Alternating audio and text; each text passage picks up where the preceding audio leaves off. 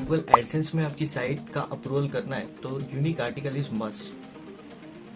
हाँ, मैं बराबर समझा। अगर आपको गूगल एडसेंस का अप्रूवल करना है तो यूनिक आर्टिकल इज मस्ट। और ये आर्टिकल आप कैसे लिख सकते हो, किसके लिए, कौन कौन से टूल्स की और कौन कौन से नॉलेज की रिक्वायरमेंट होती है यूनिक आर्टिकल लिखने के लिए, ट्रस्ट में आप बहुत इजीली यूनिक आर्टिकल लिख सकते हो। वीडियो को आखिर तक देखिए, एक भी चीज मैं बोलूंगा वो मिस मत कीजिए। अगर मिस करोगे तो आपको यूनिक आर्टिकल लिखने के लिए बहुत स्ट्रगल करना पड़ेगा। तो वीडियो को आखिर तक देखिए और फिर आपको समझ में आ जाएगा पूरी डिटेल में कि यूनिक आर्टिकल लिखना बहुत सिंपल होता है।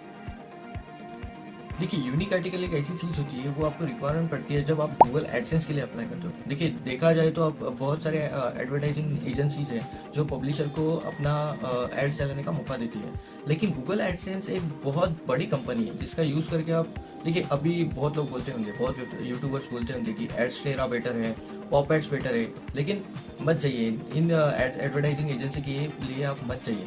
क्योंकि मेरे खुद के एक्सपीरियंस से बोलता हूँ मैं कि ये बहुत आपका बाउंस रेट बढ़ा देगी। और नहीं, गूगल के सामने, गूगल एडसेंस के सामने कोई भी अच्छा नहीं है, तो आपको यूनिक आर्टिकल की जरूरत पड़ेगी और ये बहुत सिंपल है।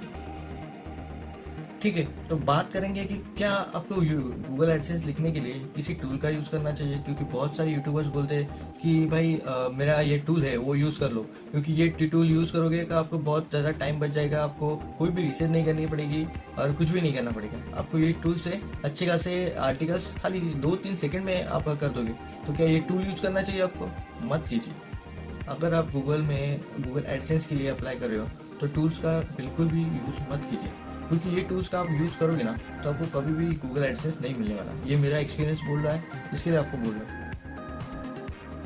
अगर आपको लगता है कि आपने आर्टिकल किसी और से लेना है और फिर आर्टिकल किसी और वेबसाइट से चुराना है और फिर गूगल में जाके, गूगल जो अपना सर्च बार है उसमें जाके आप लिखोगे कि स्पिनर होता है, जो आर्टिकल स्पिनर डाल के आप सर्च करोगे तो स्पिनर से आप आर्टिकल स्पिन करके अच्छा खासा आर्टिकल लिख दोगे, मतलब जनरेट प्रोड्यूस कर पाओगे।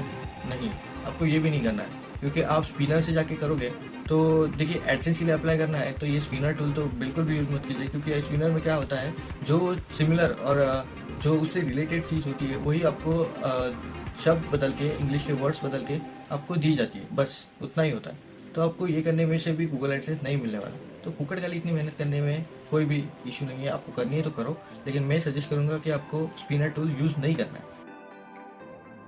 तो आप बोल रहे हो कि अगर स्पिनर भी टूल नहीं यूज करना, जो आर्टिकल जनरेटर टूल है वो यूज नहीं करना, तो आप आर्टिकल लिखो तो लिखे कैसे? इतना बड़ा आर्टिकल आप कैसे लिखोगे?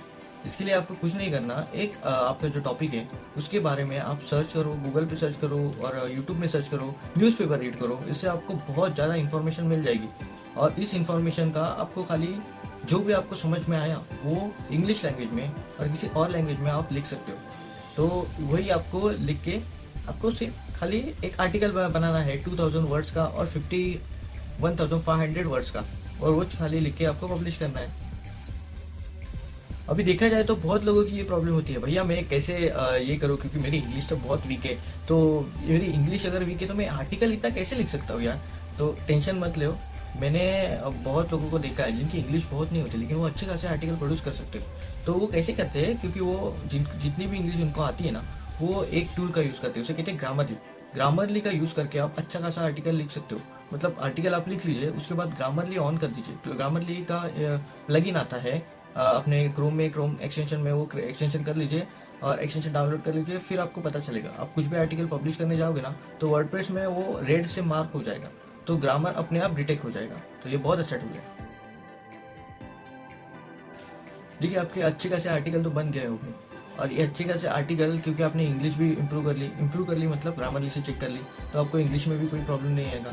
और फिर आपका आर्टिकल अच्छी तरह से बन गया। फिर प्लैगरिज्म चेक कीजिए। तो प्लैगरिज्म में बहुत टूल्स आते हैं, SEO टूल्स होता है और plagiarism.net होता है, उसमें चेक कर लीजिए आपको SEO जो आपका आर्टिकल है वो 100% यूनिक है कि नहीं, आप चेक कर सकते हो और उसमें आपको फिर कोई भी दिक्कत नहीं आएगी।